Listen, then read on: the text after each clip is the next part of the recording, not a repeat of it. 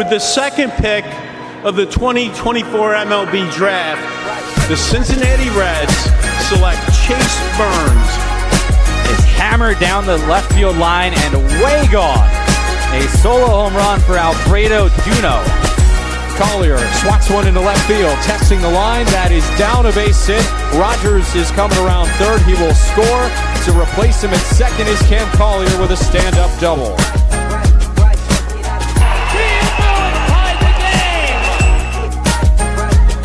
Find it short, up in the air. Arroyo steals a base hit. A swing and a fly ball down the left field line, hooking toward the corner. It is a fair ball, and it is gone. Home run re-signs. Make it two! Duno jumps on the first pitch and lines it to right. Move crosses the plate, and the Tortugas will not say die tonight. Lewis takes inside, throw to second, is on a hop, and it is not in time. And there is stolen base number 50 for Kyle Headley. There's a swing and a fly ball into center. Dunn going back on the warning track, leaps to the wall, makes the catch. Dunn hauled it in. Ball game over. Swing, here's a well-hit ball to right field. Moving back to the wall. Campbell, that ball is gone! This game is tied! That's airborne into the gap, into right field. Diving forward and making the catch is Hendrick. He and Fu with a skyscraping blast out to right. Daytona is on the board. There's a swing and a fly ball to left. Rodriguez turns around. It's gone just over the wall into the seats. Home run, Sal Stewart. Kind of a high liner. It got out of here in a hurry. Fly ball center field. Jorge there. And it is caught. Campanon cut in front and caught the ball. Put this game in the win column. Put this winning streak at 14. It's a new club record. Righty sends. Hendrick signs. Drives it out into right field. That's going to be the ball game. Look out, Clem. Look out, Clem. Hendrick comes through. What a play. What a bat for Hendrick, the fans, and the Chattanooga Lookouts.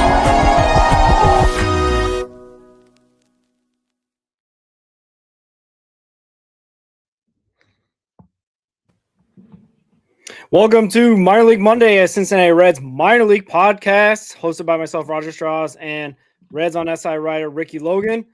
Ricky, we are doing our updated Red Hot Reds top 30 prospect rankings list. It's been well awaited for a lot of people are just dying to hear about our updated list with a bunch of different guys, maybe moving up, maybe moving down. How are you feeling about this list? I like it. I'm not 100%. You know, like you probably feel the same way. You probably don't feel 100% about everybody that we have where they're at, but I feel I like the players that we have on this list a lot. It's nice because we've seen baseball on all the levels, even the DSL. We've got data. We're back. Yeah, we got data, so we can at least not just project like what Steele Hall may look like or what Angel Nunez may look like, because those guys had not swung a bat for the Cincinnati Reds in a organized game before, this list. The list we did before, we were basically doing sight unseen. And there's a couple other guys kind of in that area. But now that we got data, we've got highlights, we've got tape on them, it's been nice to break it down. So I feel like we got even a better handle on this list, a better understanding of what this organization values in certain guys that got promoted and certain guys that may need some work. So we'll talk about all that on this top 30. But yeah, this is our updated list. I don't know where you want to start. I guess we can start from our honorable mention and just go from there. Yeah, I think let's start with our ticket giveaway because that's coming up here pretty soon. Yeah, take it away. Next Monday is the last day, I think, right? The 15th. 15th. The Brewers versus Reds in Cincinnati. Eugenio Suarez bobblehead night. It's a Wednesday evening game. probably going to be a pretty solid crowd there. So if you get these tickets, get there early, because if you want the bobblehead, you want to get there, because Roger and I, we went to the Ellie De La Cruz bobblehead for the switch hitter one last year, and I got there like 3 hours early. I got there, game gates opened at like 5:30 or something like that, and I got there probably around 3, and it was lines out to the street. So I doubt it's going to be as popular as an LA bobblehead, just because it's LA. But there's a lot of Suarez fans that, maybe boycotted the team when he got traded away, and then now he's back, so they might come out of the woodworks for that. But yeah, all you got to do is, we have a post on Facebook, X, Instagram. Instagram's in our stories and our story archive on our profile. Twitter, just reply to our pinned post with the picture of you screenshotted subscribe to our YouTube page. Facebook, same thing. I've shared it in a couple Reds groups. It's in the Reds 4192 group.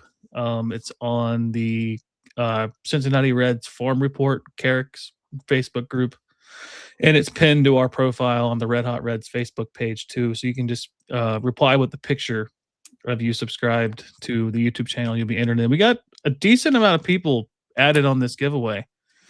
Get it while it's hot, because we only have a couple days left. And it's, I'm jealous, because I really want to go, and I won't be able to, but you might be able to if you win this giveaway. Yeah, absolutely. Yeah, you know what happened there, Ricky? I got so excited to talk about the top 30 list. Totally forgot about our sponsors. Totally forgot about our ticket giveaway. So let's launch into the sponsors. FrostBuddy.com/RedHotReds, a sponsor that's been with us for a while. Really appreciate them taking us into their program to sell their product. Every purchase helps them and helps us. We get a little bit of kickback, so we really appreciate that. My Frost Buddy supposedly is supposed to get here this weekend, so I'm really chomping at the bit to just looking out the window to see where the mail truck is, to make sure that my Frost Buddy gets here, so I can properly celebrate with you, Ricky, every time.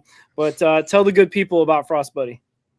Yeah, so you can see here on the graphic here, you have your Universal Buddies. You've got your Universal Buddy XL, which is basically just a bigger Universal Buddy. It holds more cans and bottles. You've got your To-Go Buddy, which is for all your to-go drinks like McDonald's, Starbucks, Dunkin'. They have a list on their website with all the cups it'll hold. It holds everything that's basically a plastic cup. There's some variations. I think Wendy's large is just really big, so it might not fit. But it also comes with a lid with it that you can make your To-Go Buddy into a tumbler. And you can buy a 100% leak-proof lid for your Universal Buddies to turn those into a tumbler. I have mine here, Universal Buddy and the Red City Connect. I don't know if you saw by the overlay here, but there's a couple sold out. I mean, they're selling. So they got the Cincinnati or City Connect To-Go Buddies sold out in both the regular Reds and the City Connect. If you sign up for their emails, you can get notified when they get added back. But this here, hold your standard 12-ounce, like your standard beer can, your standard pop can. It'll hold like a monster can, like a 24 or 12 ounce, or 24 ounce, 16-ounce can. Sorry, 16-ounce can, and then it'll hold your like stubby beer bottles, like a Coors bottle. It'll hold a slim can, like your White Claws, your Red Bulls, and it keeps your drinks cold for like up to 6 to 8 hours, and it'll keep your drinks hot for I think 6 to 8 hours. And I use mine at work. I work in a hot warehouse, and I fill mine up with ice, and I have ice from 4 a.m. until 2 o'clock. So it works. I can attest to that. I bought all mine, full transparency. I was never given one by them, so I am a customer first. So I got to give it to them. They're great. Yeah, support them. Frostbuddy.com/RedHotReds. Really appreciate them. And little teaser here. I will have a video made up, but we have another sponsor that we are going to talk about too, for all you coffee lovers out there and health gurus that want a healthier alternative to your morning routine. Absolutely. Yeah. More to come. So appreciate everyone that's like, comment, subscribe, hit that notification button for us. Really appreciate that. Also want to shout out All Gloves Off podcast network. We've added a bunch of shows: Cheap Pop Society, Fanboys Unleashed, and Far End of the Bench. If you're into Denver sports, they are just joining up, and we are getting them on board to use our platform to distribute the content for their Denver sports fanatics, just like we have our Cincinnati sports fanatics here. And we know the feeling. So really appreciate all you guys supporting All Gloves Off. Check us out, YouTube, Facebook, Spotify, Apple, iHeart for podcasts the next day. So check all that out. We really appreciate everyone that has jumped on board to this hopefully rising rocket ship that will keep growing and keep going to give you more enjoyable content. So yeah. Go ahead. No, I was just agreeing with you. It's exciting. We got a lot of cool people joining us, and it's a growing adventure, and it's a lot of fun. Yeah. I'm just excited about today, Ricky. I mean, this is it. This is awesome. This is like, we could probably cancel the Red Show and just talk minors. Yeah. Well, hopefully not. I mean, the way they've been playing lately, it might be a possibility. But I'm really excited because we've been really grinding the tape, as they say, putting in the work to figure out these guys that we feel like are our top 30 prospects. I know there's a bunch of outlets out there that put their top 30. The Reds put theirs out. You know, Baseball America has their own top 30 for each team and everything like that. But we feel like, being Cincinnati sports fans, being guys that watch the minors regularly all the way down to the Dominican Summer League, which just started this week, we know a little bit even more than maybe the national outlets might. So we're really excited to launch into this. Ricky, I don't know if you got any caveat. I know we got some guys that potentially are going to graduate off the list. Edwin Arroyo just got called up to the show. So he might be a guy that gets knocked off the list sooner than later. Zach Maxwell's back up with the majors. Another guy that could be knocked off the list. And we have some other new debutants to our top 30. But we got some new guys on there anyway that deserve to be there. And guys that have been moving up and some guys moving down. We'll get into all that. But, do you have any major takeaways from our list just off the top? I would say that for our, I guess I don't want to give it away, but more higher end prospects, it's more along the lines of being major league ready as opposed to being like the best possible future talent. So you might be surprised by the top 5, but if you followed our show and you've seen our top 30 and our top 5 before, you probably won't be too surprised. But, just throwing that out there. Potential wise, I still believe that some of these people have some really good potential, and we've seen some potential from these guys this season. So I don't know the word I'm looking for here. Surprised, shocked to say they would be a top 5 prospect or a top 10 prospect, but yeah, that's probably the only caveat, is more along the lines of like the top end prospects are more major league ready. And, as opposed to a lot of the major outlets, we have more DSL and ACL guys than most. And I think MLB Pipeline only has one DSL prospect for the Reds, and he was just signed. So there's that. Yeah. And Just Baseball released their top 100, and I don't think they have maybe 1 or 2 ACL guys in their top 100 and all that. So, I think we do fair balance of guys that are producing at the level they're producing and the projection that they could be, mixed with the guys that are closest to being MLB ready, because that's what we need. Unfortunately, in a small market like Cincinnati, we need guys that will be called up and be competent, above average, above replacement players. And I think we got a bunch in this system, and we're going to all highlight them going forward. And if you're ready, let's get right into it. I know I already jumped the gun and started talking about honorable mentions, but let's go with that. Let's go with honorable mentions first. Let's do it. We got here a bunch of guys. And to lead off the list, we got our guy, Austin Hendrick, who just got promoted to Triple-A. What was that? A couple weeks ago now, Ricky? He's played 13 games. Wow. So like 2 weeks. All right. And he's now playing every day out there at right field and made some great catches and has been hitting pretty well. So that's the first guy that comes out there. Our guy, Ryan McChrystal, got promoted to Double-A. Chattanooga has been DHing, catching, for the most part there. Ty Floyd, unfortunately, has been working his way back, but then I think just hit the IL again. So that's unfortunate for him to kind of get another setback. We're really hoping that he can kind of get back to it and really start putting in the work for whatever level he ends up, whether it's AA, Triple-A, wherever he ends up after his rehab kind of stuff. Kyle Henling has been pretty consistent down there in Daytona. Iker Radona, a guy of the ACL, has been really good since he's come stateside, which is he might be low on this list. He might be a guy that's rising quicker than most. Yeah. Spoiler alert for the end of the season. He's not going to be in an honorable mention spot at the end of the season. Yeah.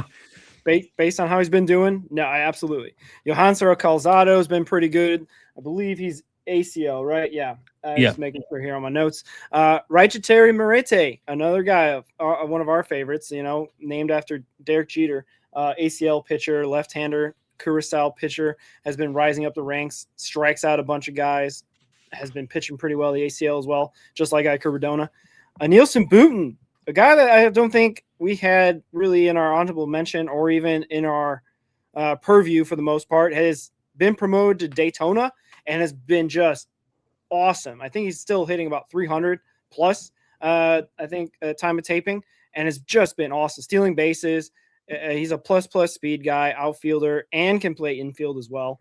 It's been really great for the Tortugas to have him in the lineup. Edgar Colon, guy that we profiled. I think he was a red hot prospect of the week a couple weeks ago. Just has electric stuff. Daytona, I believe, as well. Mason Neville is one that I don't know if we want to talk about too much, but he was in Daytona, started off really struggling, striking out a lot, not his batting average below 200, has now moved down to ACL to work on some stuff and work on his swing and get hopefully his confidence back. I believe he's been playing a decent amount down in the ACL since he got moved down there, but is a guy that for sure we still have a lot of stock in to get back up there and start producing again in the affiliate ball level. Hunter Parks, a reliever, I believe at Chattanooga. No, Triple-A. He's Triple-A. Yeah, he didn't. Was he the one that just allowed his first run of the season, like a couple games ago? Yes, he started in Chattanooga, got promoted, 0 earned runs in Chattanooga, and like his 6th or 7th appearance with Louisville, gave up his first runs of 2026, and this was like 2 months into the season. So shout out to Hunter Parks. I believe he played Arizona Fall League last fall, so he's a guy that's been really working on his craft and working on his stuff. Friend of the show, Jacob Friend, just promoted Dayton and has hit his first home run for Dayton just this week. I was watching the game.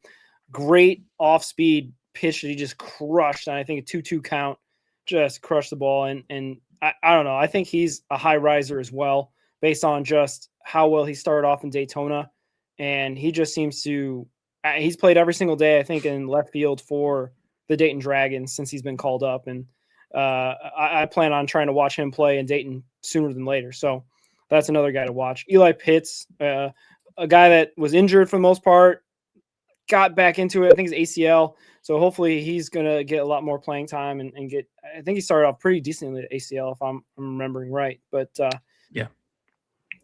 So Eli Pitts, a guy that's got plus speed, plus outfield range. Like he's a guy that we're going to definitely keep an eye on. Could be a riser if he can put together a decent ACL season and maybe move up into Daytona this year, which would be great to see. Nick Sando was a guy that started off pretty well this year, got injured, and has just cut back off the IL. He had that fantastic Triple-A start where they moved him up for like a week to It was Louisville. one game. Yeah, and I think he got a prospect of the week because of that performance, and unfortunately had a little bit of setbacks, injuries back in Chattanooga. Hopefully we'll be able to build on his success that he started off at the beginning of the season. Roger, I wanted to point this out real quick. You were talking about Eli Pitts and how he's playing in the ACL. 462 average, 1384 OPS as of recording on Friday. Yeah, not too shabby. That's pretty good. Pretty good. And I want to talk about him a little bit more later on. So I'm saying that now as a mental reminder. Yeah. I'm speed reading through all this stuff. You're good. Hopefully won't go too long with this. Another guy that got prospect of the week, Jose Acuna last week, 18 strikeouts among two 2 starts for 13 2/3 innings. Just been electric. A guy that probably be up in Louisville hopefully sooner than later. Been pitching really well of late. And Our prospect of the week last week. yeah, exactly. Bernard Moon started off the season really well at Daytona. It's kind of cooled off a little bit, but a guy that's versatile, can play outfield and infield, can hit for power as well. A little bit of pop in that, which is great to see. Ichiro Kano really started off the season slow. Was one of those Tortugas that was batting like 180 for like the month of April, but really has turned it on in the month of May and now, and has gotten a little bit more playing time now that Jacob Friend is not in Daytona, so he's playing outfield and first base and stuff like that. So Ichiro Kano has really kind of ticked up of late. Moises Castillo, ACL pitcher, hasn't pitched much as far as I can tell, maybe 6 or 7 innings, I want to say, but a guy that we really got an eye on, a Panamanian right-hander that's got lots of good stuff, lots of options for his pitches, and first time stateside, I believe, because I believe he was out there in DSL last season. Just turned 20, I believe, or 21. I can't remember exactly for him. But yeah, Moises Castillo, friend of the show. 21. What's that? 21. Just turned 21. Okay. Isaac Casilla, a DSL guy, just got started. I don't have the stats on him at the moment because I can pull that up real quick. Oh, yeah. Yeah, he played today. He's hitting 250 so far when like the first 3 games of the season. Outfielder that can have lots of potential. I went, he's 18 or 19 years old. Just a guy to watch for the future, which is why he's in our honorable mention. Doni Aguilera, a pitcher that just came over stateside, now is in the ACL after pitching in the DSL. I want to say he was a DSL All-Star last year, Ricky, if I'm remembering right on that. I don't believe so, but he was really good in the DSL last year. They picked 3 Reds last year, and it was Rodona, Adolfo Sanchez, and Pablo Nunez. Oh, okay. But Aguilera was really, really good. I mean, he could have been. He probably should have been, but Rodona just had better numbers overall, which is crazy because he had a sub-2 ERA, and Rodona had a sub-1 ERA. Yeah. All right. So, yeah, it's good to see him stateside. He's performed pretty decently when he has had the opportunity to pitch for your ACL Reds. Luke Holman's been off and on injured. Yeah, unfortunately, his season, I don't think he has started officially yet for 2026. So he's in our honorable mentions. Got a lot of potential, but just hasn't been able to stay healthy enough to get it going. Jacet Martinez, a guy we profiled with the DSL Reds episode just a week ago or so. He's third-year DSL, was the MVP of the team last year. So it's kind of interesting how he's still in the Dominican and not stateside with the ACL Reds, but hopefully he'll put a good season together and be stateside sooner than later for this organization, because we know he can put up the numbers because he had pretty decent numbers last year in the DSL. Kevin Abel, starting pitcher, I believe, it's still Chattanooga, I believe. I believe so. Yeah, but he had been pitching real well of late. I think he had a pretty good streak of scoreless streak for Chattanooga, and has been performing well of late, and hopefully has a chance to move up the levels again. It was just in Dayton last year, I believe. Nabel Mariano, a ACL Red, a guy that's been playing a lot for your ACL Reds, which is great to see. He's in the lineup again today as this taping, hitting 216. A guy that's got a lot of potential for a pop in his bat. He also could play outfield as well for the Reds, but yeah, we really like Nabel Mariano, and that's why we have him on this honorable mention. Yeah, and I want to apologize to Luke Hayden for missing the D in his name on this graphic. Oh, okay. I say Luke Hayden's been out of commission. He's been injured the first part of this season. He was really the one bright spot of the 2025 first half. Dayton Dragons pitching really well, putting him on our radar at the start of 2025, winning a bunch of games, pitching really well, but kind of tailed off at the end of the season. And then he, I think he went into the Arizona Fall League and pitched a little bit there, but got a little bit hurt, I believe. according to reports, and unfortunately hasn't been healthy, or at least he's not been right since. So hopefully Luke Hayden can get back to it once he's off that IL list. And speaking of IL list or injured list, Ricky Cabrera again. I think he's on the season-ending IL. A guy that was top 30 for a long time for this Red Legs organization. Yeah, just hasn't been healthy, and it's unfortunate. But we still feel that he's still got potential once he gets back to it. Hopefully, still really young. Yeah. Hopefully in 2027 he can be able to put together a full season. But yeah, that's our full honorable mention list. Any particular guys you want to talk? I think you want to talk about Eli Pitts. Yeah, so Eli Pitts' story is really cool. I guess for the Reds' sake on this, for their argument of taking him, he was drafted in the 4th round, I believe, this past draft 25. I think, I know it was top 10, but I think it was 4th or maybe 5th, or 3rd. I don't know. It was early rounds. I think it was day 2. Yeah, it was 5th round, 2025. So he had an injury in high school, and that's what held him back from playing at the end of the season last year. And he was committed to go to college, and basically the Reds took a chance, and they kind of not overpaid, but took him above slot value to get him in the organization because they really believe in his talent, and they believed in his ability to rebound from his injury. And then we're seeing that, and he's dominating in the ACL. And the Reds are really slow with moving up high school kids, except for Austin Hendrick for some reason. But I think they will probably keep him in the ACL for the entirety of the ACL season. And then he'll probably go to low A to finish the year. I think if he keeps up his play, I mean, Daytona could use a shot in the arm right now. And I think he's got the potential to be a really good player for them. And, it's a big jump going from the complex league to affiliate ball. But, at some point you got to kind of trust the talent that you have. And Pitts has the potential to be just a player that we've never really had before in the organization. Was his hitting ability, his power, his speed. Ellie-esque, not as tall, very athletic, can hit the ball hard. And, he's just a really great range in the outfield. The Reds have done a really good job recently because they've been historically, they take a shortstop and they move him to the outfield. We're seeing some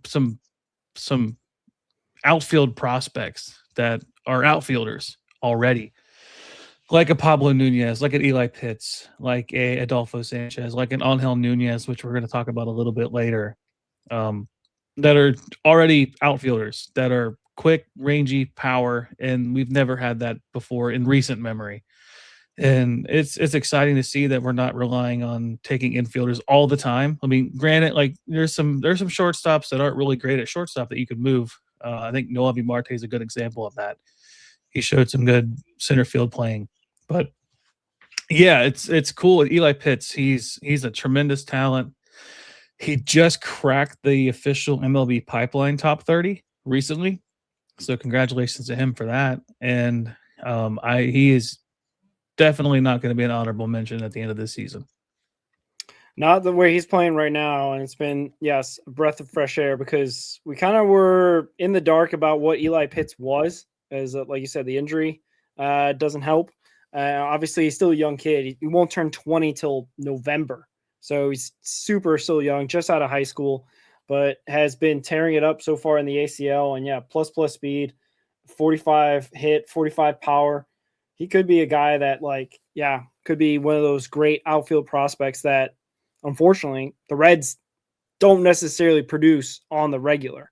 They'll have, here and there, but not regularly put those outfielders out there with, plus talent. So, yeah, he's definitely a guy we're going to be super interested in covering going forward. And, yeah, I'm glad they talked a little bit more about him because he was a guy that our first list, probably we had no data points, just had, well, he could be this, he could be that.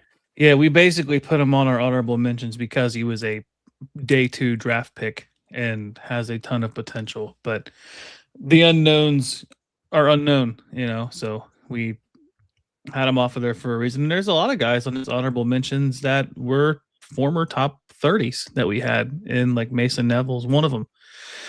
But we still believe in his talent, and he's playing pretty well down in the ACL right now. So we'll see if he can kind of get back on track, because he led college baseball in home runs the year he got drafted. And, he had a lot of swing and miss. That's probably why he fell to the 4th round. I think he was a 4th round pick. Yeah. And, we believe in his outfield ability. We believe in his ability to hit the ball when he hits the ball. His problem is his strikeout rate's like, I think, above 50%. Like it's high. And, like we say, for major league players, getting sent down to Triple-A is not always a bad thing. Getting sent from the low A affiliate rank to ACL isn't a dramatic drop. It's not like he's getting released. So they're obviously tinkering with stuff in his swing, getting them down there. I think Eric Davis is down there in Arizona a lot. So I think they're working with him and a couple of the other hitting coaches, a lot of former players down there in Arizona. So I think he can get his swing right, get back up to low A, maybe get to high A next year. And then if he continues his trajectory, he could be in Double A next year also. Yeah, I will note as well, it wasn't just him. Mason Neville was also Arnaldo Lantigua was sent to the ACL from Daytona, so he's also working out. But we'll talk about him in a little bit. Just want to have that note of caveat. Yeah. But yeah, let's move on with our list. We're going to go 30 to 21, I believe, for our next one. And this one topped off Nestor Laurent, a Dayton Dragon at the start of the year, just got promoted to Chattanooga and has been pitching really well of late. Had 2 decent performances, 6+ innings.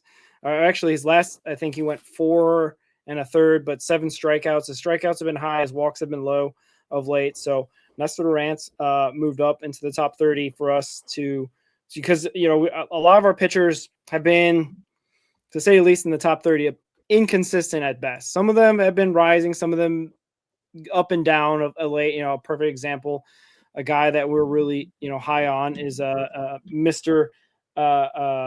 Chase Petty, and we're going to talk about him later. But pitching is kind of hard to do at this rate. So we'll get more of that. Hansel Jimenez, number 29 in the ACL, with him and Pablo Nunez, have been playing a little bit more of late. They both kind of had slow starts to the ACL. Alfredo Alcantara at Dayton he's got a bit of pop in his bat, Ricky, but his average has been kind of inconsistent. His defense has been good, but he's like hitting 230-ish with 7 homers. So he's kind of been doing decently. He can cut down a little bit more on the strikeouts, but he's been doing fine for, I guess, the high A level of Dayton. JP Ortiz is unfortunately injured at the moment, but he's been effective. Last season had a really great season in Dayton. Started again at Dayton again. I believe he was promoted mid-season from Daytona to Dayton in 2025, and unfortunately is on the injured list, but we still have a lot of high hopes for JP Ortiz. Ovis Porte, another guy promoted from Daytona to Dayton, has really high strikeout rates, really very high quality stuff that gets outs, and has been pitching pretty decently of late for your Dayton Dragons. Another guy that at the beginning or our first list back, I think 2025 when we did it, we did not really have much information or knowledge on Davey Villafana, but Daytona Tortuga, who is I think 22, so a little bit on the older side, but he had been hitting 98, 97 on the gun for his fastball. Guy with really electric stuff, has pitched pretty decently. Sometimes this is the consistency thing that you'll find with our pitching prospects of late.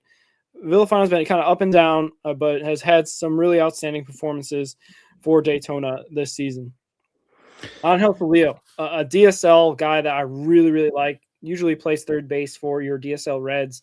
Started off the season pretty decently. I think 2 for 4 with, I believe, what was it? a double or a couple doubles and whatnot for your DSL Reds to start this season. Really high on him. He's a second-year DSL player. So hopefully this is his last year in the DSL, and he'll be moving on to the ACL next year at this time. Yeah, he's hitting 429 with the home run, 2 stolen bases, and a 1357 OPS in 14 at-bats so far in the DSL. Yeah. Him and some other guys we're going to talk about for the DSL have been just gangbusters out the gate, which is great to see. Like I said, the data points that now we can point to and say, yeah, this is why we have this guy number 23 on our list. Number 22. And for him, kind of go back to Celia real quick. For him, that's not a surprise, him hitting that good right now, because last year, he was really good last year. He hit 275, had a 764 OPS. He hit his first professional home run last year, and we're seeing the gains in short sample size, but you're seeing the gains already for a second year in the DSL. Yeah, for sure. Number 22, our guy Trevor Kunsel at Triple-A has been a guy that actually has struggled a little bit of late. His ERA has kind of ballooned up. The Louisville Bats had a real bad outing this week, and they just kind of lots of walks, 14 walks. Yeah, lots of struggling there. But before that, his ERA was about 3 and has been put in some late game situations to basically, maybe be the next guy that could be called up to be a bullpen arm. We got Maxwell and May that have had their stints up and down. They just brought up Zach McCambly, a guy that was in AAA after the Reese Hines trade. They've had Connor Phillips come down. Like he could be the next guy that they call upon, possibly if that is what is to be in the cards for him. But yeah, a guy that we're really high on that has closer type stuff, has a mentality to be a closer, is our number 22. And Shengen Lin, a guy that was a top 10, top 15 prospect for this organization for a bit, kind of having that unicorn type of background where you hit and pitch. But now this season with Daytona Tortuga has been just pitching and has come on of late. So I'm really kind of high on the Shengen Lin stock as of late, because he's put together 2 decent performances back to back in the last couple weeks, and really exciting to see him kind of start to figure it out, because he had some velocity issues where he was hitting high 96, 97 at his highest, but now was kind of in the 92, 93 range, and is starting to creep up his velocity, starting to build on that a little bit more and more. And that's very encouraging as a Reds fan. Yeah, so I want to talk about Trevor Kunsel a little bit, because if the Reds continue to have very poor bullpen outings and we see some more guys DFA'd, like Leon Richardson was, I was kind of surprised by that outing, honestly, because he looked really good in AAA, and he elected free agency after his release. I don't know who takes him based on that performance and his general major league reputation, I guess is the word I'm looking for. But I was kind of surprised by how poor he was in that outing. But with Kunsel, if there's another DFA, if somebody gets really bad outings, I don't even know who they would DFA at this point. Let's just say, I'm just going to throw the name out there, Zach Maxwell. I doubt it. I don't think he will be. Just throwing a name out there for a young player. If Maxwell goes out there for a month and really struggles and gets DFA'd, I think Kunsel is the guy that gets added to the 40-man and gets promoted. I don't think he would be the first pitcher brought up. I think they would bring back Connor Phillips before they would bring up Kunsel. But Kunsel's last outing, he pitched 1 1/3, 6 earned runs, walked 5, only had 1 strikeout. But his ERA before that outing, so he's at a 5.32 ERA as of his last outing. His outing before that, he was at 3.05. So he's been pretty solid. He's had a couple issues with walks, but he's historically been a closer. He was a closer in Double-A. Was a Southern League All-Star last year, his first year of affiliate ball.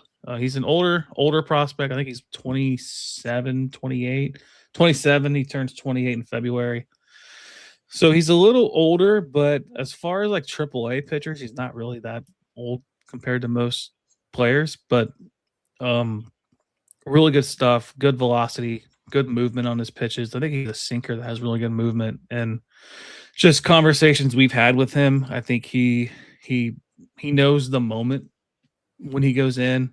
I talked to him after, I think it was the season debut, when Chase Petty came in and threw a dominant 4 1/3 innings, and he came in and followed him and was dominant after that. And he didn't talk about himself. He talked about Chase Petty a lot, and I made sure to bring him up to make sure he knew that what we thought about him. And he pitches every game like it's the 9th inning, and that's what you want to see out of a reliever, because effectively, if it's a 1-run game in the 6th, it can turn into the 9th inning because you can fall behind, and then especially if your offense isn't hitting, which we've seen from a lot of the affiliates here recently. But yeah, Kunzel's a really good player, really good dude, just a great guy in general. He's done a lot for us, just being available to talk to, and wish nothing but the best from him. And I think he hits the major leagues this year. Yeah, for sure. The struggle has been real at the major league level for walks from relievers and now Louisville. So hopefully this is just a blip on the radar going forward, and we're not going to hopefully have to talk about this kind of stuff again, because we've been talking about a lot about the bullpen struggles in Cincinnati. But yeah, the guy I wanted to talk about was Shingen Lin. His last 2 starts have been top notch for him. He went 5 innings his last start, 6 innings before, just giving up 5 hits and 6 hits in the other one, and just 2 unearned runs in both outings. And the biggest thing for me is that he had 6 strikeouts in one inning and no walks, and then 5 strikeouts into 2 walks. Like that's been the biggest thing I feel like in the minors, is you get guys to get control of their stuff and be able to get it over the plate and be able to punch out guys regularly to show that you have the ability to move up to the next level. That's the biggest indication for me for him. If he can keep building on this, there's a possibility late in this year he could be in Dayton. And these last 2 starts kind of show to me that he's still kind of got that top 15 potential. I know we kind of dropped him down to the 21 to 30 range, but that's because he's kind of limited himself now just to be a pitcher and started off the season very shaky. But these last 2 starts have kind of shown that he's kind of, I think, back up, arrow pointing up for him. And hopefully, I think he'll start this weekend sometime, and he'll be able to show that he can still put it together again for a 3rd straight start. Yeah, and the last guy I want to talk about is Nestor Laurent.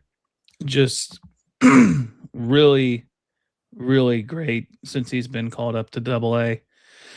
He's got a 0.87 ERA in 2 games, 10 innings pitched, 7 hits, 3 earned runs, or 3 runs, 1 earned run.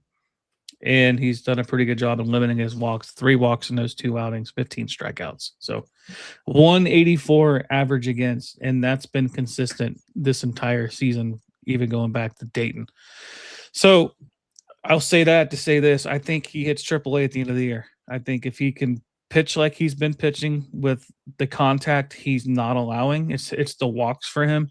And if he can limit the walks, people don't hit him. So I think he regains that top prospect form. I think he used to be a top 30. If not, he was always on the cusp of it. And I think, and his batting average against has been pretty good for his entire career.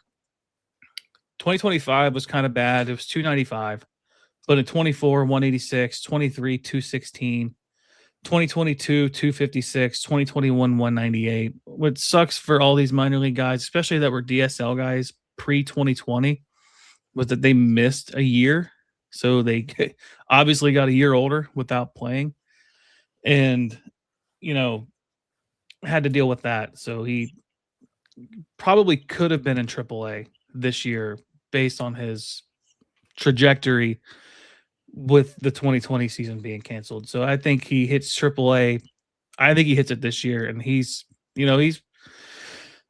I don't know what they do with him as far as like major league within the next 2 years, if he's a bullpen pitcher or if he's a starter. I think if he goes into a bullpen role, can maybe add more velocity to his pitches, just going in max effort for an inning kind of thing, or maybe be like a Nick Martinez, throw 3 innings out of the bullpen, 2 innings out of the bullpen. But I like his trajectory as a starter too, because 2024, he had a 100 and where'd it go? 109 strikeouts in 2024. He had 91 last year. He's already at 72 this year. So I think he's doing really well, and I think he's on the right path to hit Triple-A at some point later in the year. Yeah, definitely, for sure. It'd be great. And he's only 24 years old, so he's still got a lot ahead of him and can't have enough good pitching. So we'll just take turned 24 too. So yeah, there you go. All right, moving on then to 20 to 11. We got our guys here. Number 20, a guy, Dayton Dragons outfielder Kian Vu, who's been an on-base machine, hitting third in the lineup behind Alfredo Duno, which is just kind of a crazy sentence to say out loud. And then for number 19, Arnaldo Lantigua, like we had mentioned a little bit with Mr. Mason Neville, he got moved to the ACL to work on some of his swing mechanics and get his confidence hopefully back up so he can be back in Daytona sooner than later.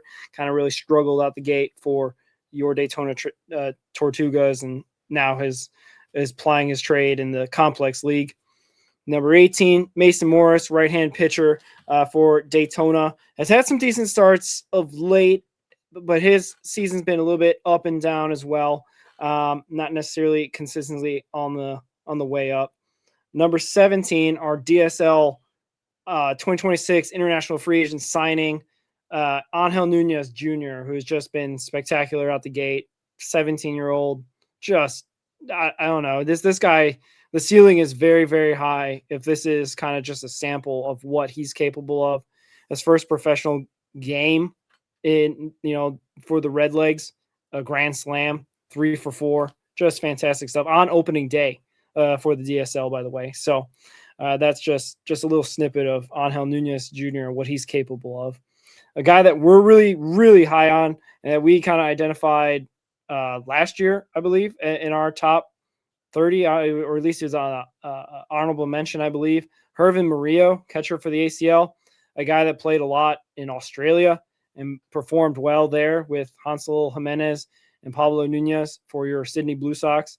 But since he's been in the ACL, my goodness, he has been fantastic, just killing it down there. He was hitting over like 450 for the longest time. I don't know if he's kept it up that high, but Hervin Murillo is I think rising up a lot of people's lists, and he's in the top 20 for the official Redlegs. I believe he's number 20 for them for their top 30. Zach Maxwell, like I mentioned earlier in the show, maybe a guy that gets graduated off. Now he's back in the Major League Baseball. Cincinnati Reds, the majors. So hopefully he will stick there, and we're not going to be talking about Zach Maxwell getting optioned up and down or what have you. So we know what he's capable of. It's just a matter of him doing it consistently at the top level, right? Number 14, a guy that we had a prospects to know, a guy that basically kind of skipped the ACL this season. We thought he'd be in the ACL. Starlin Torres, 19-year-old, I believe out of Puerto Rico, just is out there pitching for Daytona. I think he might be just about to turn 20 or is right around there. He is a guy with electric arm, electric stuff, and is just his first start was fantastic. Or it wasn't fantastic. That was Edgar Colon. He's been pretty decent, I believe, for Daytona. Not necessarily killing it, but I believe he's only 19 years old, so he's still got a lot of baseball ahead of him. Number 13, Carlos Sanchez. This might be actually low, but he's tailed off a little bit late. Carlos Sanchez for your Dayton Dragons started off just killing it. I think he ended up starting in 2026 lower in the lineup, hitting 6th, 7th, or 8th, or 9th sometimes for Dayton, but now has been consistently the leadoff hitter. Not necessarily a guy that hits for a lot of power, but has hit triples and doubles and has some decent speed, but not necessarily a lot of pop, but a decent shortstop that has really good chance to be a Chattanooga lookout probably soon, maybe midseason, maybe after. Number 12, Adolfo Sanchez, an ACL prospect that has another one of those outfielders that Ricky was talking about with Eli Pitts. That could be this wave of outfield prospects that hopefully turn into Cincinnati Reds major leaguers that will have some lots of talent with speed and power and hitting ability, all 5 tools. And number 11, our DSL guy in his second season in the DSL, Liberto Ponte, he had a really good season, it was kind of rumored that maybe he would be in the ACL. He's still pretty young, I believe 18 or 19 years of age, but maybe a guy that, I mean, he's high on the official Reds top 30, maybe a guy that makes it stateside before the end of 2026 to the ACL, but a guy I think he hit a home run opening day for your DSL Reds. So just lots of talent in the DSL and ACL at the moment, if you can't tell with this 20 to 11 list. So that's kind of what makes up at least this chunk of our list. What stands out for you, Ricky? Yeah, Angel Nunez Jr. to me is like he's gonna be a really good talent for the Reds. He's 17, just turned 17 in April. He's batting .500 in 10 at bats and 2 games for the DSL Rojos. He keeps this up, he's going to be a 1-year DSL guy. 1743 OPS, hit the grand slam, 2 stolen bases. I think we talked about him heavily on the DSL preview show, but very good bat to ball skills, really good contact, sneaky power. I think he's going to show off that power, especially once he gets to the States and does that. And I don't know how this works with logistics of all this stuff. Do you have to be 18 to go to the ACL? There may be some sort of requirement. I'm not exactly sure. Because he wouldn't turn 18 until April of next year. So I don't know how that would work. He would be like 7 days short of being 18. And I just don't know if, that would work out. But neither here nor there. He's going to be, if he does return to the DSL, it's not because of play. It's going to be because of age, I would assume. I'll have to find that out. But, 500 average, 2 stolen bases, the grand slam. The scouting report on him is like we talked about just a second ago. Really good bat to ball skills, great swagger. We've seen that talked about. I can't say enough great things about him. I was really happy about the signing. He was a top 5 prospect in the class overall, I believe. So the Reds spent some money to go get him, but I think he's gonna pay off. And the Reds of the last 4 years have done a really good job of international signings, highlighted by Hervin Murillo, Adolfo Sanchez, Alfredo Duno, just to name a couple headliners, and some guys that weren't the top overall picks, and Pablo Nunez and Hansel Jimenez, Iker Radona, just to name a few, Starlin Torres. They're not the high dollar signings, but they're guys that they were heavily scouting and they knew what they were getting when they got them. And I think you're obviously taking a chance when you sign a 16-year-old, but you get him in your system. We saw that with Ellie De La Cruz. He signed at 16 years old, 5'11", lanky shortstop that grew into a 6'5" powerhouse. So you never know what you get. You could find that diamond in a rough, and they've done a really good job of finding a lot of diamonds here lately. More diamonds than rough. But yeah, Angel Nunez, I'm really, really excited about him. Plus, the name sounds cool. It sounds like a baseball player. You're center fielder for the Cincinnati Reds, Angel Nunez Jr. Yeah, love to see that. The guy I want to talk about is Hervin Murillo. As you talked about, international free agent signing. He was a 2024 class. But that was headlined, like you talked about, Adolfo Sanchez and Nabel Mariano. And Murillo was not one of the big headliners. He only signed for 400 grand, which sounds like a lot of money, but there's some of these guys, like I think Angel Nunez got $3 million signing bonus. So, and that's because he was top of the class, like you said, top 5 guy. But Murillo is a switch hitting catcher that will play his first year stateside after playing in Australia in the winter ball league there in the Aussie Baseball League, and then was a DSL player before that for 2 seasons. And yeah, he's got the profile of being more of a bat than defensive catcher, so that's something that he can definitely work on.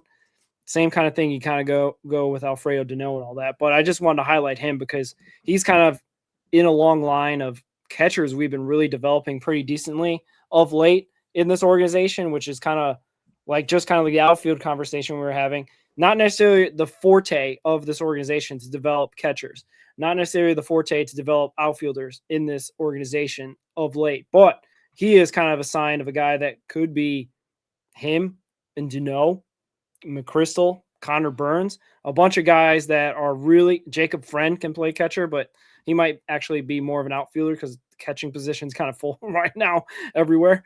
But, yeah, like there's a bunch of guys that can really I don't know, maybe they transition to first base, maybe it's that kind of thing, the Bryce Harper type of situation or what have you.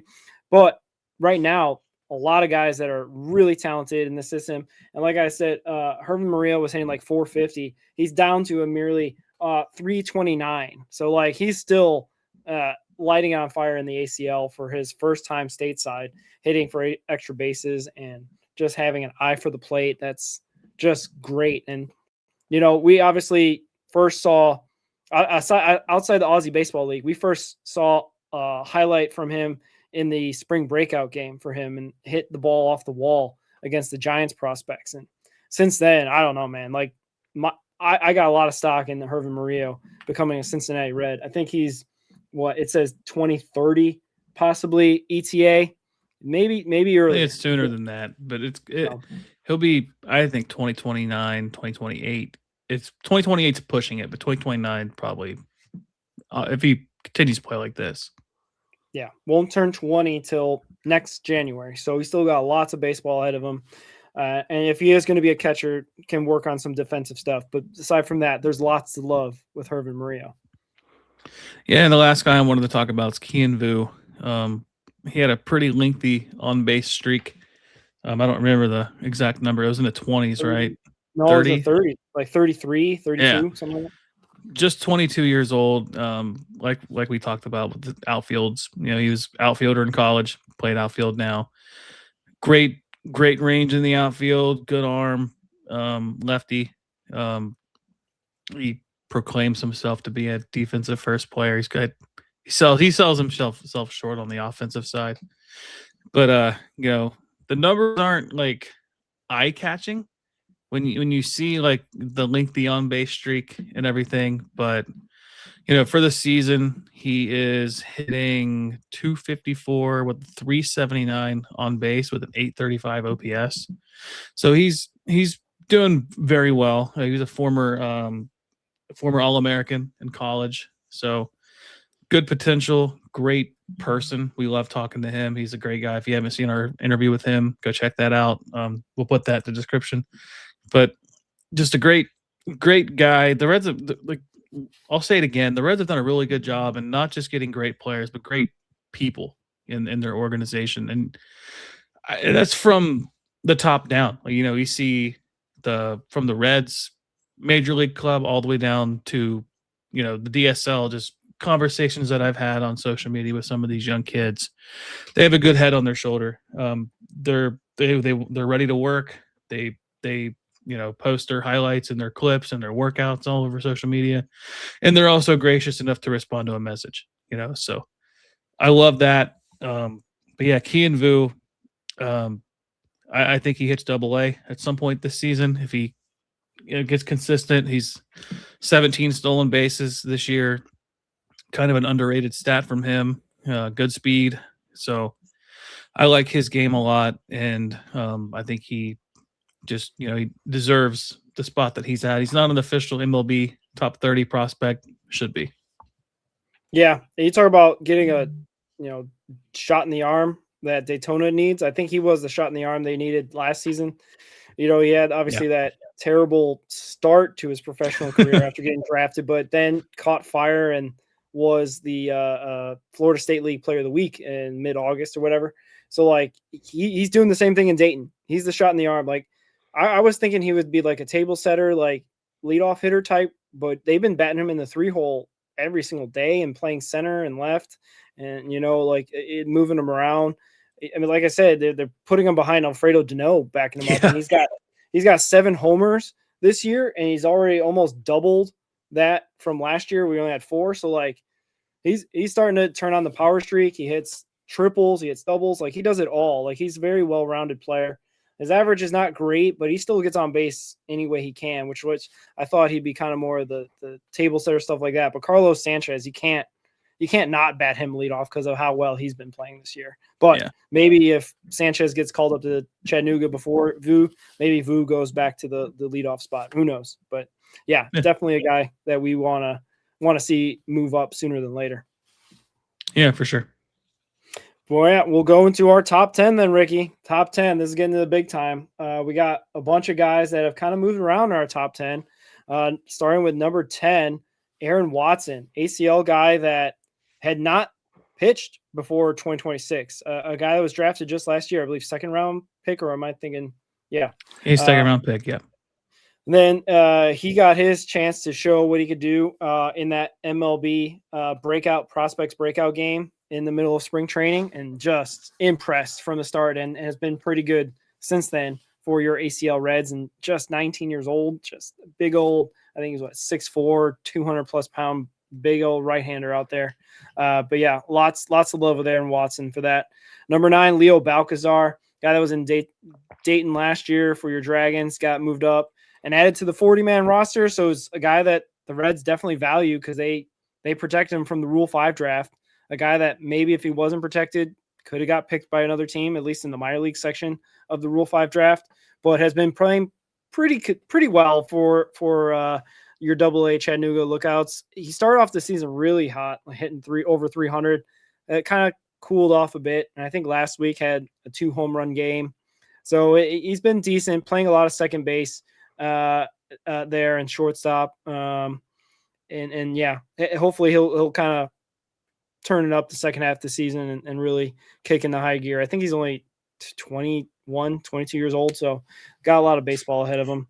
One of our favorites, Cam Collier, also at Chattanooga, first baseman, third baseman there. He started off well as well. Like, I mean, Chattanooga, I guess in general, started off really hot and was the hottest affiliate for like the first month of the season. They have cooled off a bit. Same thing kind of with Cam Collier. The power numbers really, I haven't really been there of late. So that's a bit of a concern for Cam Collier, who was coming off an injury from last season with his thumb. So this is his first full season fully healthy. Played a little bit in the Arizona Fall League last fall. So hopefully, he can get it going in the second half of the season as well, get some decent power numbers and stats up there for his Chattanooga second half of the season. Guy that I like to talk about, Carlos Jorge, has just been spectacular, and just a tiny little guy. Was he 5'9", 145 pounds? Just a tiny little center fielder guy, like you said in previous episodes, transitioned from the infield to the outfield and has been a plus center fielder. Definitely a guy that, man, if Austin Hendrick wasn't going to get called up from Chattanooga, it probably would have been Carlos Jorge.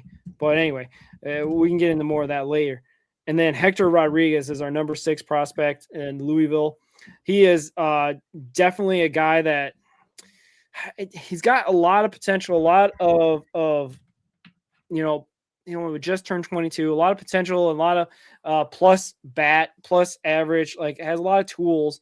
Maybe his defense is a little bit average to below average, but has been pretty consistent at Triple-A. I think it came on a little bit lately this last couple weeks, but I don't know. He was a guy that I really thought, I think we talked about in our preview shows before the start of the season, I thought he'd be the first guy called up potentially, but it doesn't look like that's the case necessarily. I think he might have dropped from, I think he might have been our number 5 prospect at one point. But anyway, he's been doing pretty well in Triple-A. Maybe 2027 is his ETA, possibly, since he's, not the next guy up, because we got Marte, we got, JJ Bleday that's been, hitting really well up there. Got Michael Tolia, who's been really great and could be another outfielder called up lately, sooner than later. So I'm not, I guess, trying to convey that I'm disappointed in Hector Rodriguez. He's still doing his thing. He's just maybe the pecking order is not necessarily lining up for him to be a Cincinnati Red in 2026. Yeah, I think they're waiting for him to have like an everyday spot to go up there. I don't think they want to bring him up just to platoon and just to play twice a week, which, anytime you have a young prospect, you really don't want that. And like you said, Bleday has earned an everyday spot and is potentially an all-star this year. Marte really struggled to begin the season. Really wasn't given a fair shot, to be fair, but proved himself in Triple-A, found his swing, found his confidence is back, and we'll see how that works out at the major league level again. If he can just stop chasing so much, I think he'll do just fine. And TJ Friedel lost his spot to Blake Dunn, and it's not that only because Friedel was bad. It's because Blake Dunn's been really good. And, our James Rapine puts it out there is the best Dunn in Reds history. And, Adam Dunn did a lot of great things, but I've never seen Adam Dunn rob a home run. So we'll see. He's got a long way. He's got a couple hundred home runs to hit to get there. But a great talent, and he's showing what he was doing in Triple-A last year at the major league level this year. Finally, he's TJ Friedel of 2023 and 2024, and it's good to see. But I wanted to talk about Aaron Watson a little bit because he's played in 4 games, 17 and 2/3 innings, 20 strikeouts and 5 walks. So it's a 1-to-4 strikeout to walk ratio. So that's really good. 147 whip. What's getting him is he's just giving up hits. He's got a 300 average against him in his outings. That's just because you're throwing strikes and guys are swinging at strikes at that level. Guys swing at everything in the lower levels like that. So if you throw strikes, they're probably going to hit you. That's just where you learn to throw. You're effectively learning to be a pitcher at that level, right? You're not just a thrower anymore. When you're 16, 17, 18 years old in high school, you can just throw it by guys when they're 96. But when you get to the professional ranks, 96, 97, guys will hit that. So you got to learn to throw your off-speed stuff, which I have faith he'll do that. He's a tremendous talent. He was going to go to University of Florida. They produce some really good major league pitchers. Brady Singer is not one of them, but I think he's going to be just fine. Like I said, his ERA is really good. His metrics are good. It's just he's giving up hits. 21 hits in 17 and 2/3 innings. So limit the hits. You gotta, you can't really say swing and miss, but you got to just get guys to chase more. And what I mean by chase is just chase the ball out of the zone, get weak contact. Just don't give up the hard contact, which he'll do that. So I have a lot of faith in Aaron Watson. I think he's going to be a future top 3 prospect of the organization soon overall. Yeah, for sure. That's I love to see that. My guy I want to talk about is Carlos Jorge, guy that I just been tracking the last couple weeks. And honestly, when we gave Jose Acuna a prospect of the week, we probably could have gave it to Carlos Jorge as well. Because you look at this, Ricky, his last 19 games, Carlos Jorge has got 389 average, 443 on base, 611 slugging for the little guy that weighs 145 pounds. Has hit 5 of his 6 total homers in the last 19 games, 12 RBIs and 9 stolen bases. And just he's been the guy that's been coming on of late for Chattanooga as they've kind of dipped in form a bit after that hot start. But he hasn't. He's actually done the opposite. He's gone from hitting well to hitting excellently. And Yeah, I think there's space possibly at Triple-A, but not an everyday spot like you're talking about with Hector Rodriguez. It's kind of the same thing with Jorge. I don't know. He finished Dayton really strong, the second half of the season. Hopefully he can do the same thing. And maybe 2027 he starts in Louisville and makes his debut for the Cincinnati Reds in 2027. That's my hope for him. I think I think he's Rule 5 eligible this year. I think. Yeah, it could be. He was a 2021. He would international free be. agent. He would be. He's going to have to be added. He's a. If they protected Balcazar, they're going to have to protect Jorge, and I think Jorge's a better talent than Balcazar overall as a whole. And that's not selling Balcazar short. He's a good talent too. But Jorge, he's one of the better defensive outfielders in minor league baseball. And that's coming from a guy who played shortstop 2 years ago. He I think his first few games in the outfield, he actually hurt himself pretty substantially running into the wall, got carted off the field. And that didn't deter him. He's been a really good outfielder ever since then. And he's got some sneaky pop. He's got a 915 OPS with a 422 on base. So 342 average, 17 stolen bases. You said the 6 home runs, 5 of them being in the last 19 games. Just if Friedel wasn't needed to play every day in Triple-A to get right, I think he would be up there. But I think they're really kind of using Friedel right now, just to see what he's going to do. I don't know what they do if he continues to look bad, because I think he's still over down there. I don't know, but yeah, I mean, maybe he gets that taste, that cup of coffee, as you will, at Triple-A to kind of finish off the season, maybe for let's just say 2 weeks, and we'll see. But yeah, I like Jorge a lot too, and I was really surprised to see how good he was defensively, because like we talked about 100 times on the show already on this episode with the outfield talent, drafting shortstops, converting them to outfielders. So he's a rare one that's actually worked out really well. Yeah, if he continues this way, he might end up in our top 5 sooner than later. Maybe a couple months time when we update our list again. If he keeps hitting at this rate and fielding at this rate, he might be undeniable. He might take Hector Rodriguez's spot for all we know, leapfrog him in the rankings. So, but yeah, top 5. Everyone's waiting for this one. The top 5. We got our guys here that we feel are the top 5 prospects for your Cincinnati Redlegs. Number 5, Tyson Lewis, third baseman, shortstop. A guy that has been playing a lot of third base. Unfortunately, he's injured as well, so that's why he's kind of dropped a little bit, because he's been kind of in the 3-4 range for our organization, and it's kind of struggled as well. Maybe that's possibly linked to why he's been struggling, hitting under 250 for, if anything, the whole season there in Daytona. And hopefully he'll get back quickly and hit like he had ACL when he really got on our radar last season, hitting the ball 115 miles an hour off the bat in the ACL. That was just crazy stuff back then. Number 4, Steele Hall, the guy that I think has risen up the rankings because now we've got data points on him. An 18-year-old kid that reclassed and won't be 19, I think, until July. So possibly if Tyson Lewis, maybe if his injury kind of extends, maybe he's a Daytona Tortuga by season's end or sooner, but has really, really been killing it at ACL.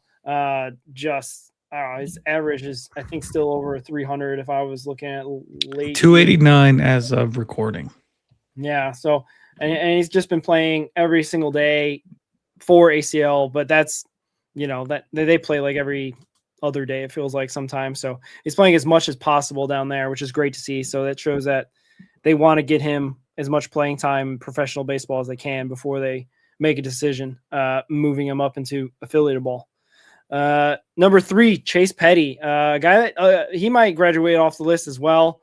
They brought him up for that taxi game doubleheader against the hated Redbirds, and pitched really well. Unfortunately, giving up a home run to Jordan Walker, I believe, to tie up the game 4-4.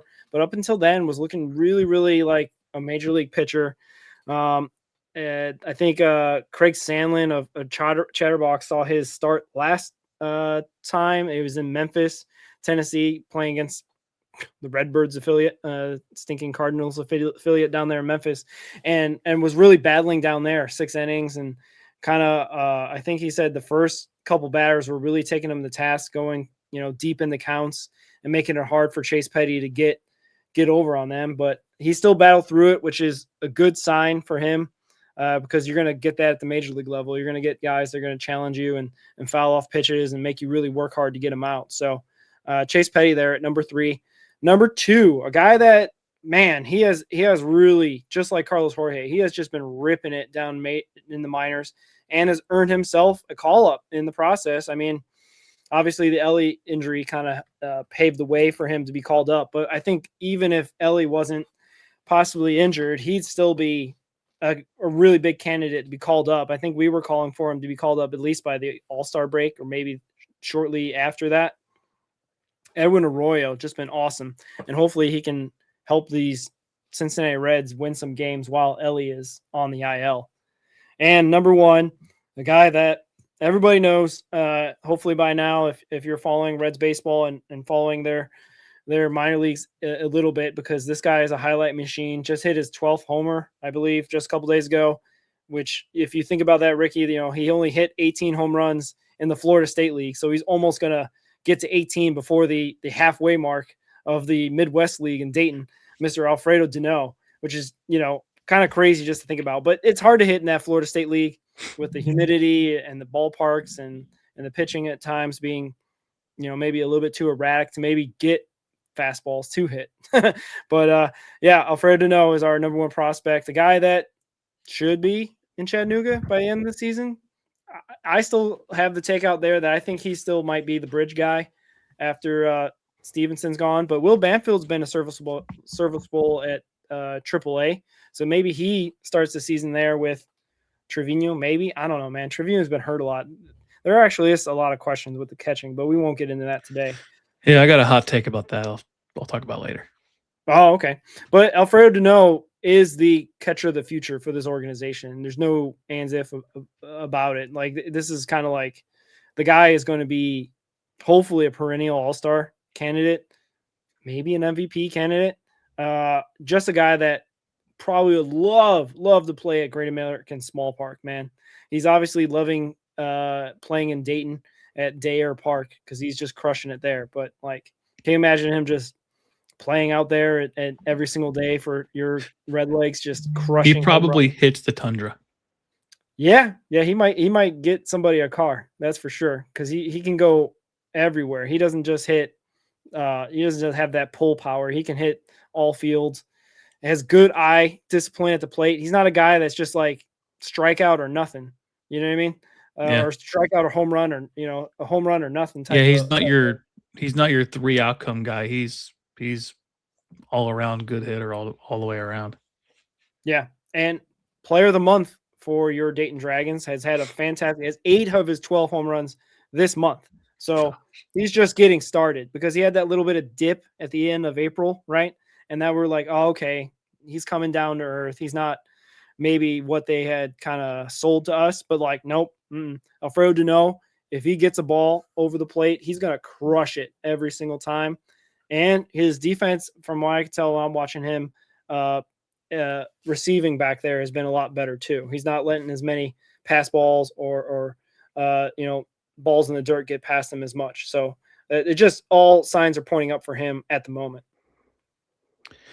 Yeah, I want to talk about Chase Petty a little bit. The numbers don't jump out this season, but just seeing him show more maturity on the mound has been really good to see. We've seen him kind of be either extremely dominant or erratic, and there's been a couple outings in Triple-A I've been really impressed with. There was one about a month ago where he only had like 3 strikeouts. I'll try to find the outing. I think it was his first one off the IL. I think it was April 23rd. 6 innings, 2 hits, 3 walks, 3 strikeouts. But he found a way to, if he got a runner on base, 2 runners on base, he got out of it. And when he got the call to go up to the Reds again to face the Cubs, he pitched fairly well. 5 2/3, 4 hits, 3 earned runs. He gave up the home run late to, I think, tie it, and then he got out of it. I think he started the next inning, pitched, got 2 outs, and then they pulled him. But he showed a lot of maturity. He only had 1 strikeout in that outing. I've been impressed by him this year, even though the numbers, like I said, don't jump out at you. He's got, a 6.69 ERA in Triple-A. Yeah. I think ERA is kind of an overrated stat to a degree, kind of like wins and losses. I like looking at more like WHIP and batting average against, really, just to kind of get your and walk rate as your signs of who they are, especially for younger pitchers.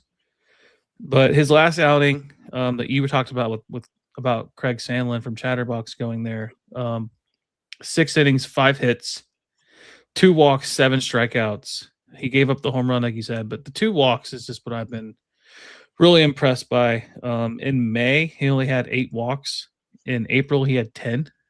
So seeing the improvement, he's only got 2 walks this month, obviously 1 outing, but I think he's a good 5th starter option at the major league level. I think with Brady Singer struggles, we're seeing that again today in today's game for the Reds. Just, I don't know what they should have moved on from him, but Petty, obviously he wasn't ready to start the season at the major league level, especially with how he pitched last year overall, not just at Triple-A, but also the major league level.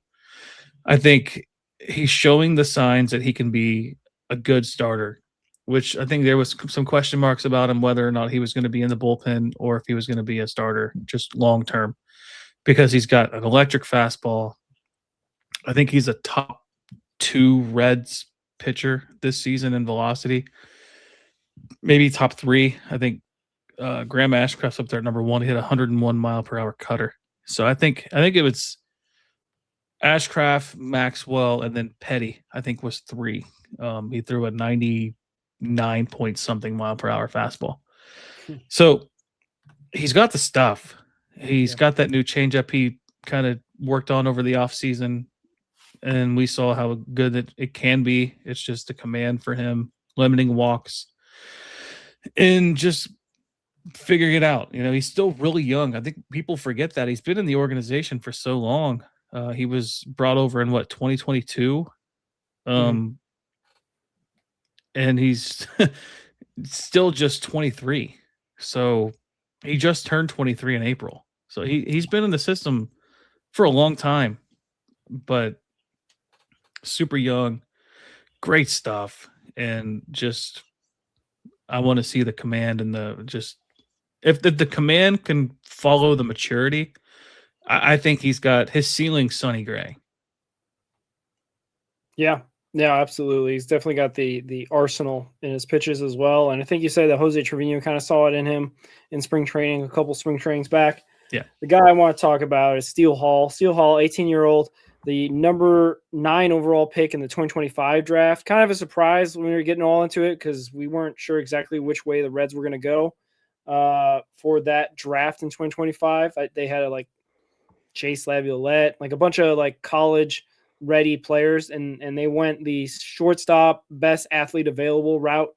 And I don't think that was necessarily what everyone had on the radar, but what we got out of this is just a really toolsy shortstop out of Alabama that has just been fantastic so far in this young ACL season. Like I said, he reclassed, so he's just freshly was 18 years old when he got drafted, just about to turn 18 because I think the draft happened right before his birthday. So he won't be 19 until later this summer. Right now he's hitting 289, 417 on base, 544 slug, which is kind of the crazy part. 4 home runs already in the 24 games he's played, which is, in the complex league, it's not necessarily easy to hit home runs there. 19 RBIs and 11 stolen bases for him. So the one thing I think maybe where they got to watch out is fielding as well. He's got 3 errors and just a 9.68 fielding percentage. So maybe just cut down that a little bit more in the 190 innings. So not terrible, but something that can really be, improved upon possibly as well. Because his swing seems to be fixed, at least far what I can tell. The biggest story going into him being in the complex league was that they had to readjust his swing so that he wouldn't have such big gaps possibly for strikeouts and whatnot. And to be honest with you, he's walked 19 times in the ACL and only struck out 27. So as far as the sample size we have here, he seems to be on the right path, and his swing seems to be right on where they probably want it to be. It's a matter of maybe when he's going to be a Daytona Tortuga. Maybe after the ACL season's concluded and they're ready to move him up is my hope. Yeah, I've been impressed by his power. 9 doubles, 3 over the fence home runs, and an inside the park home run, showcasing his speed, 11 stolen bases.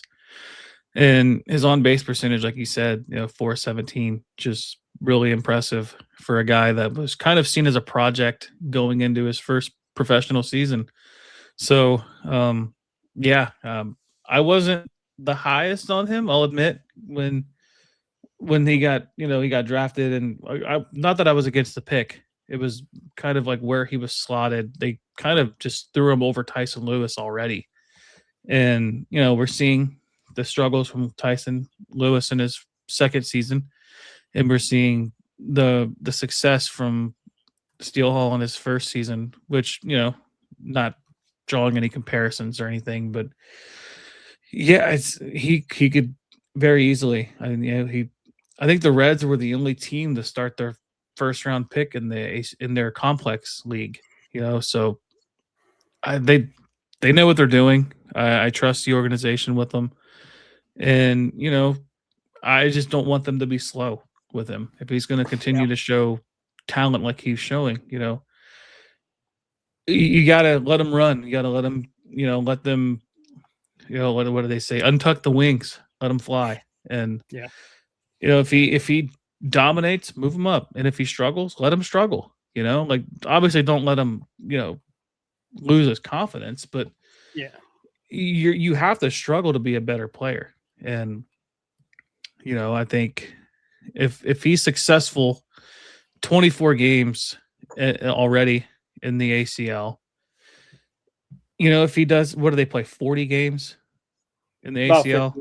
Yeah. Okay. So if he's doing this at game 35, go ahead and bring him up, because you're going to bring him up anyway. Yeah. And then maybe get some guys stateside possibly, or some other guys some playing time in the ACL. It's a good question. We're going to definitely keep a track of that. Hopefully we'll be hearing some promotions. We're starting to get to the halfway point, the first half of the minor league season, where, playoff teams can be set. So like the Dayton Dragons are fighting for a playoff spot and 1 game out of first place, possibly for the first half of the season. And maybe there's promotions after the conclusion of the first half. I don't know. I know we didn't really prepare for this, Ricky, but we're starting to get almost an all-star season, and the rising all-stars, or the rising prospects game, futures game. That's it. I found the words. The all-star futures games. Do you have any potential Cincinnati Red Legs that could be in that futures all-star game? Carlos Sanchez. Yeah. It was Duno and Stewart last year, right? So yes. I don't know if can you repeat? Duno could do it every year. Yeah. So maybe they try to switch it up. I don't know if they let him repeat. I don't know if that's how they do it, or if they just pick the best prospects, because Duno deserves to be there. I think he'd be a starter this year. I don't think he was he a starter last year? I don't think so. I think he got brought in late. I think he would be the starter this year if he made the team. So yeah, we'll say Duno, and I'll say Sanchez. And then anybody else you would pick? Carlos Jorge would be my guy. Yeah, he's been really great, and I think he could be there to in the outfield for them. So that'd be that Duno and Jorge possibly, and I don't know any other guys. I mean, Edwin Arroyo already got called up, so I don't think he qualifies. Possibly, if he was still in Triple-A, I would say probably him. Yeah, Hector Rodriguez maybe. Yeah, for sure. But yeah, a lot of guys deserving. We really have, I think, a pretty decent system. A lot of the prognosticators and all those guys out there think that we have like a below average system, but I don't think so. I think we got at least a top 15, top 12 system out there. Yeah, I think we're at least middle of the road, if not a little bit better. Yeah, for sure. A lot of hidden gems. Yeah. Unfortunately, I think we got a bunch of guys that are still pretty green, pretty young. So it's a matter of hopefully them clicking over to, affiliate ball or from low A to high A to double A. So hopefully we'll be seeing that in the next couple weeks, the promotions and what have you. So, but yeah, any other takeaways you got, Ricky, before we wrap this up? No, just remember we got this giveaway going on. All the posts are pinned on our social medias. On Instagram, you can reply to the archived story or just straight up DM us. I think our DMs are open. Anybody can DM us, so feel free to shoot us a message and show that you're included in this, and we'll add you to the giveaway list, and we'll announce that winner on next Monday, I believe, the 15th. Mm-hmm. So we got another week. Another week to get in. We just hit 200 subscribers on YouTube today, so that was really cool. Thanks everybody that's supported us over this journey. It's been a blast. It's great. It's a lot of fun. We love talking Reds. We like talking Reds minor leagues with you guys, and the fact that you guys tune in and listen every day and you deal with our rambles, mostly my terrible takes and whatnot. But so enter that. Just post your screenshot as a reply in any of the pinned posts on Facebook. Check out Frostbuddy, frostbuddy.com/redhotreds. They have more than just Reds stuff. If you don't want to carry the Reds, if they embarrass you that much, they have some really cool designs. I've shown mine on here before. My wife has one. It's like a sparkly, glittery one. So it's if you're a female out there and you don't want to carry the Reds around, they got some female-oriented ones. They've got some Mother's Day collections. They got a Father's Day collection. They've got just all kinds. They got hockey, Real Tree, Mossy Oak, all those kind of brands. They've got just like burst titanium, like where it's like you torch it and it gets that really cool like silver to blue kind of look. So a lot of cool designs that they have on there. But yeah, check them out. The QR codes on the overlay here. And just support them. Supporting them supports us. It helps us keep this show going and keeps us excited to keep talking Reds with you guys. Yeah, and according to this, mine just got delivered, so I'm going to be showing it off. You're going to run upstairs real quick. Yeah, why not? We'll wait for the next show. I'll show it off and all that good stuff. But yeah, also just want to throw that out there. We're also going to have a kind of draft preview show for at least like the first round pick for a potential first round pick for the Cincinnati Redlegs. A guy that's been rumored is a brother of a guy we could have drafted a couple seasons ago. Condon, I don't forget his name. Charlie Condon. Yeah. But his brother Trevor is potentially a future Cincinnati Red. We'll see. So maybe we got the better Condon. We'll find out. But yeah, we will have kind of a draft preview show coming to you in the next couple of weeks. Aside, along with also our usual Sunday show and minor league Mondays, plus interviews, plus all their little stuff that hopefully that you'll enjoy. Really appreciate, like you said, like Ricky said, really appreciate everyone that's come along for this ride. We're going to continue to keep covering these Reds, even if they make us sad, which is why we do the minors, is so that we can have a little bit of hope like for the future. Yeah, always the future. Extend Alfredo Duno. That's all I want to do. Extend Steele Hall. Yeah. Extend Angel Nunez Jr. Yes. Yeah. Wow. Until then, go Reds. Go Reds.